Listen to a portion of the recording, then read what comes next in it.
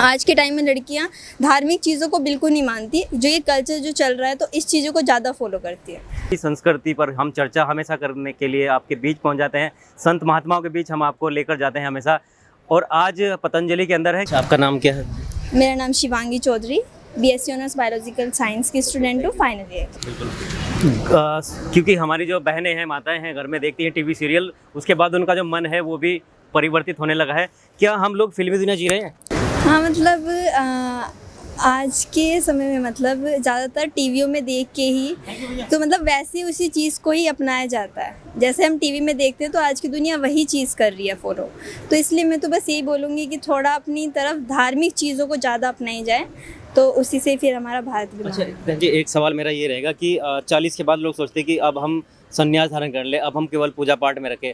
हमारा जो यूथ है, अभी यूथ है हमारे जैसे, तो हम पहले ही क्यों नहीं धार्मिक चीज़ों को अपना सकते थे? यूथ पीढ़ी है आज की लड़कियां, तो मुझे लगता है कि मंदिर जाना पसंद नहीं करती। हाँ, बस ये कल्चर थोड़ा सा बोलते हैं सब कि टाइम चेंज हो रहा है, जनरेशन चेंज हो रही है तो सब कुछ ही चेंज हो रहा है। पर जब हम धार्मिक चीज़ों को फॉलो करेंगे तो सब ही अच्छा ही होगा। अच्छा, घर में संस्कारी बहू सबको चाहिए, एक परंपरा रही है। टीवी सीरियल में भी देखते हैं कि टीवी सीरियल जैसी बहू कहीं मिल जाए, लेकिन वो कैसे तैयार होगी, कैसे उस पीढ़ी को हम डेवलप करेंगे? क्या ऐसी शिक्षाएं हमारे स्कूलों तक, कॉलेजों तक पहुंचनी चाहिए? हाँ, बिल्कुल, ये तो हर जगह पहुंचनी चाहिए ये चीज़ें। तो आज के टाइम में जो लड़कियां हैं, वैसे ये चीज़ देखी है मैंने भी, बहुत नोटिस भी की है। आज के टाइम में लड़कियां धार्मिक चीज़ों को बिल्कुल नहीं मानती, जो ये कल्चर जो चल रहा है तो इस चीज़ों को ज़्यादा फॉलो करती है। तो इसलिए उनको अच्छी मतलब जैसे यहाँ स्वामी जी बताते रहते हैं, तो स्वामी जी के साथ जुड़े रहिए, सब कुछ अच्छा ही रहेगा। यूनिवर्सिटी ऑफ पतंजलि से हूँ। यहाँ पे शिक्षा किस तरह से दी जा रही है? शिक्षा बहुत अच्छे से दी जाती है। यहाँ पे क्या सिखाया जा रहा है और क्या गुण आप यहाँ से अचीव कर चुके हैं? मैं यहाँ से बहुत कुछ कि हमें मतलब पेरेंट्स के साथ कैसा व्यवहार करना चाहिए। आज के टाइम में पेरेंट्स के साथ बच्चे जो करते हैं बहुत गंदगी, जैसे होता है कि पेरेंट्स बैठे ही हैं ना, उनको नमस्ते वगैरह भी नहीं होती, कुछ भी नहीं होता है उनके साथ। तो पेरेंट्स के साथ अच्छा व्यवहार करो, गुरुजी के साथ अच्छा व्यवहार करो, तो सब अच्छा होता है। और यहाँ पर संस्कृति सभ्यता को कैसे बचाएं, इस पर हम सवाल करेंगे गुरुजी से। आप से हमें एक ही सवाल करेंगे, जो हमारी आज की युवा पीढ़ी है, देख रहे हैं कि वेस्टर्न कल्चर को अपना रहे हैं, अपनी भारतीय संस्कृति को भूल रहे हैं वो लोग, क्या कहेंगे? इसके लिए जन्म से एक तो माँ बाप को ध्यान देना होगा। माँ बाप को एक अच्छे संस्कार के साथ बच्चों को ईश्वर के प्रति डिवोट करना होगा कि वो ईश्वर के मार्ग पे चले। और जब बच्चा ईश्वर के मार्ग पे चलेगा तो उसकी कनेक्टिविटी भगवान से होगी, और जब वो भगवान से होगी तो उसको इस चीज़ में आनंद नहीं आएगा। जो वेस्टर्न कल्चर है, जो इसमें वो एक डांस या उस तरीके का जो माहौल में वो एंजॉय करता है, उसको अब अगर इसका मैं एक एग्जांपल लूँ कि आप डिवोशनल में कैसे अपने आप को उसमें एक एंजॉयमेंट ढूंढ सकते हैं, उसमें आप आनंदित हो सकते हैं।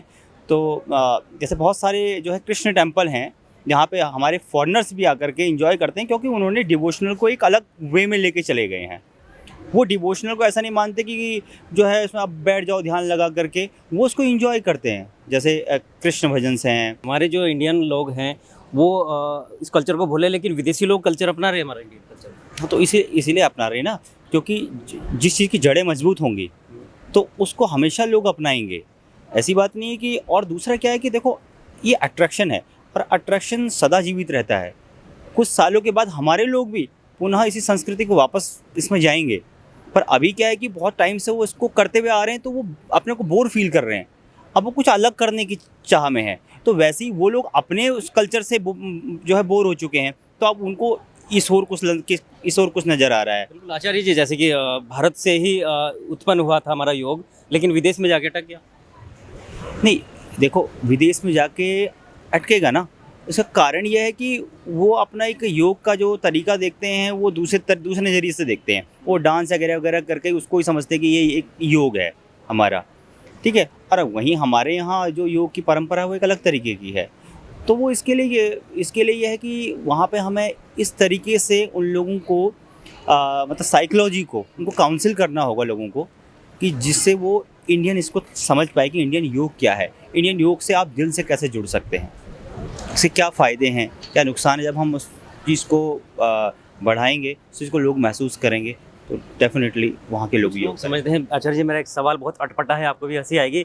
लोग समझते हैं कि भारत के अंदर ही केवल ईश्वर यानी भगवान लोग वास करते हैं, क्या विदेशों में भगवान लोग वास करते हैं? ऐसी कोई परंपरा रही है? नहीं, कहा गया है कि कण कण में भगवान निवास करते हैं, तो हम ये बात तो कह ही नहीं सकते कि विदेशों में भगवान नहीं है।